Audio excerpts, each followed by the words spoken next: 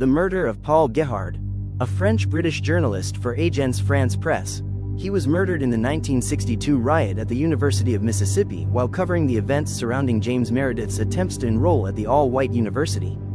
The only journalist known to have been killed in the civil rights movement, his murder remains unsolved. Guihard was born in London in 1931, the son of an English mother and a French father, both of whom worked in the hotel industry. In 1935, his parents purchased London's Rhodesia Court Hotel and sent the 3-year-old Guihard to stay with his grandparents in St. Malo, France while they attended to the new business. He remained in St. Malo until the end of World War II, and at 14 returned to his parents in London. There he attended the French Lycée and the University of London, where he earned a degree in international affairs.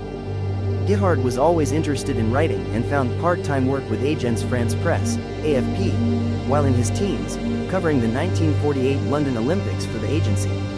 His dedication to his work earned him the nickname, Flash. At 19 he joined the British Army, serving at the Suez Canal. He joined Agence France Presse full-time in 1953 after his discharge. AFP transferred him to its English-speaking desk in Paris in 1959 and assigned him to the New York office the following year. In New York, Guihard chiefly worked as an editor, also occasionally contributing stories for AFP and freelancing for London's Daily Sketch. On the 30th of September 1962, AFP assigned Guihard, age 30, to cover the developing story of James Meredith's enrollment at the University of Mississippi, the first time an African American enrolled at the school. As an editor, Guihard infrequently went out on assignment, and did not regularly cover the civil rights beat. In fact, Guihard had the day off. However, the agency was short-staffed and felt the story needed to be covered, so it called in Guihard and photographer Sammy Schulman to go to Mississippi.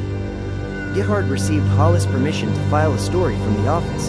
This 198-word piece, Guihard's last, called The Situation, the gravest constitutional crisis that the United States has known since the War of Secession, and asserted that the Civil War never came to an end. Guihard and Schulman then drove north to the University of Mississippi in Oxford.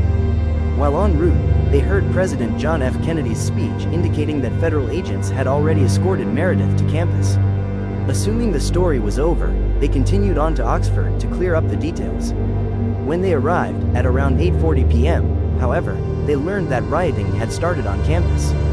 Parking near the Grove, Guihard and Schulman split up to avoid being identified as journalists and targeted by the mob, agreeing to meet back up an hour later. Guihard headed toward the riot gathering at the Lyceum and Circle areas of campus, while Schulman circled the Grove.